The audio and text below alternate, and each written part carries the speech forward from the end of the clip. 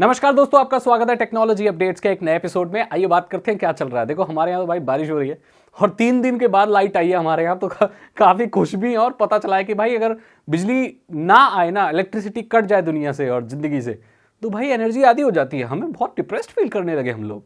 खैर, और गरीबी में आटे गिले वाली बात यह है कि हमारे यहाँ सोलर लग रहा है और बारिश आ रही है तो धूप भी नहीं आ रही है, बिजली भी नहीं आ रही है। हम भाई पहुंच चुके थे 18वीं सदी में। खैर, उसको छोड़ते हैं और बात करते हैं टेक्नोलॉजी न्यूज की।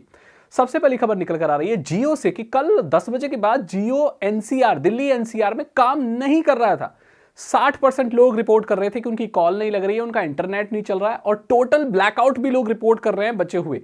तो ये बोल रहे थे कि भाई जियो खत्म हो गया, बंद हो गया, क्या हो गया। बाद में सर्विसेज चलने लगी, नहीं चलने लगी, बहुत सारे लोग रिपोर्ट कर रहे थे। तो कल की ये खबर जियो की तरफ से निकल कर आ रही है। अगला अपडेट निकल कर आ रहा है हमारे स्टेट उत्तर प्रदेश से। दोस्तों, बहुत बड़ा स्टेट है और यहां पर बिजली कर्मचारी जो हैं वो हड़ताल कर रहे थे। उन्होंने 72 आवर्स की हड़ताल की, वो अपनी कुछ मांगे मनवाने के लिए सरकार के सामने, और इसी के चलते उन्होंने स्ट्राइक्स वगैरह की।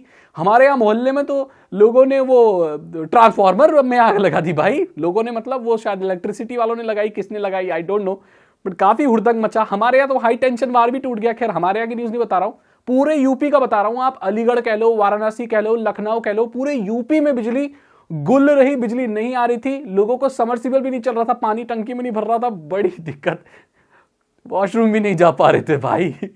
तो अभी वो स्ट्राइक खत्म हो गई है और बिजली सभी लोगों के पास आ गई है और सबने राहत की सांस ले ली है। ये भी टेक्नोलॉजी न्यूज है, बिकॉज अगर आपके घर में बिजली नहीं आएगी तो आपके घर की जितनी भी टेक्नोलॉजी वाली चीजें हैं वो चलेंगी ही नहीं। अगली अपडेट निकल कर आ रही है वन वेब सैटेलाइट से कि आपको पता होगा श्रीहरिकोटा से Bharti backed OneWeb satellite internet की जो सैटेलाइट्स हैं वो ऊपर भेजी गई थी। इसमें ब्रिटिश सरकार और बहुत सारी 2-3 और कंपनियों का योगदान है। तो घुली मिली एक कोशिश है पूरी दुनिया को सैटेलाइट इंटरनेट प्रोवाइड करने की। अभी जो सबसे बड़ा सैटेलाइट इंटरनेट प्रोवाइड करने वाला है वो इलन मस्क का स्टारलिंक है। उसके बाद अभी वन वेब की सैटेलाइट्स भी जाने वाली है। तो इससे यह अनुमान लगाया जा रहा है कि अब पूरी दुनिया में इंटरनेट शायद सैटेलाइट से ही थ्रो किया जाएगा, और एक और लॉन्च करना है। उसके बाद ये पूरी तरीके से पूरी दुनिया में इंटरनेट सैटेलाइट के थ्रू प्रोवाइड कर पाएंगे। मेटा ने अमेरिका में अपनी पेड ब्लू टिक वेरिफिकेशन वाली सर्विसेज ऑन कर दी हैं। सो दैट मींस इंस्टाग्राम पर या फेसबुक पर, मेटा पर आपको अगर वेरिफिकेशन चाहिए, ब्लू टिक मार्क चाहिए, तो महीने के 990 रुपए और 1200 या 1100 रुपए, ये प्लेटफॉर्म टू प्लेटफॉर्म डिपेंड करता है। अगर आप एंड्रॉइड से इस्तेमाल कर रहे हो तो आपको 990 रुपए देने पड़ेंगे। iOS से इस्तेमाल कर रहे हो ऐप में तो आपको 1200-1100 रुपए देने पड़ेंगे महीने के, और तभी आप ब्लू टिक रख पाओगे। आपको गवर्नमेंट आईडी भी दिखानी पड़ेगी कि भाई आपकी सही पहचान ये है, और पैसे भी देने पड़ेंगे, और आप एक वेल नोन पर्सनैलिटी भी होने चाहिए, तभी आपको ब्लू टिक मिलेगा। इससे पहले ब्लू टिक के कोई पैसे नहीं मिलते थे। इसकी शुरुआत इलन मस्क ने ट्विटर पे की थी, और मेटा भी उसी कदम पर चल रहा है। और अब आपको ब्लू टिक ऐरे गैरे लोगों को नहीं मिलेगा, सिर्फ उन्हीं लोगों को मिलेगा जो पैसे दे पाएंगे। भारत में नहीं आया अभी, ये अमेरिका में आया और बहुत जल्दी भारत में आने वाला है। अगला अपडेट आपको मिलेगा व्हाट्सएप से कि iOS में उन्होंने टेक्स्ट का कॉपी करने का ऑप्शन लॉन्च कर दिया है इमेज से। मतलब अगर आपको कोई इमेज भेजता है, उसमें कोई टेक्स्ट लिखा हुआ है, तो डायरेक्टली आप उसे टैप करके उसके अंदर का टेक्स्ट कॉपी कर सकते हैं।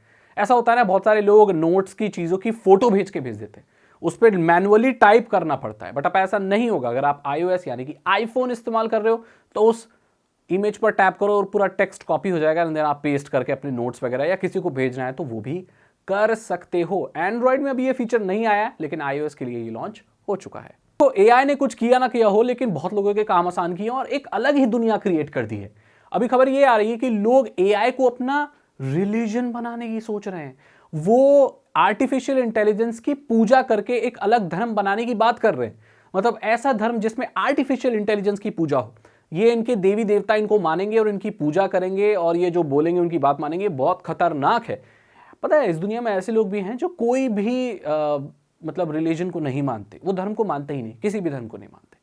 अब ऐसे लोग भी हैं जो गॉड मानने लगे हैं आर्टिफिशियल इंटेलिजेंस को, और ये बहुत गलत है। ऐसा नहीं होना चाहिए, लेकिन खबरें आ रही हैं कि लोग ऐसा भी सोचने लगे हैं ये जेनरेटिव एआई के बाद, जब ये चैट जीपीटी और ये सारी चीजें हैं। आपकी क्या राय है इसके बारे में जरूर बताओ। मुझे बहुत बेकार चीज लगी है। किसी इंसान की बनाई हुई चीज को अगर आप भगवान बोलते हो तो ये क्या है, मतलब क्या है। Mars, Venus, Jupiter, mercury, Uranus, ऐसे 5 प्लैनेट 28 मार्च को आपको आसमान में नजर आएंगे। तो अगर 28 मार्च की शाम को, रात को अगर आप फ्री हो दोस्तों, तो आपने छत पे चढ़ जाना और देख लेना आपको ये 5 ग्रह मिल जाएंगे। ऐसा संयोग बहुत कम ही आता है कि ऐसे आपको चीज़ें नज़र आती हैं, कोई ये कुछ उल्का पिंड और ये सब नज़र आते हैं। और ये भी अगर तो कोई उल्का पिंड शायद 44 फुट का कहीं आ रहा था, वो पृथ्वी के बहुत क्लोज निकलेगा, वो सब चीज़ें हैं। बट वो छोड़ो यार, ये बहुत अच्छा पॉइंट है। 28 मार्च को आसमान में मैं तो तैयार रहूंगा अपनी छत पे खड़े होकर देखने के लिए कि भाई ये यूरेनस कहाँ है, वीनस मरकरी कहाँ है।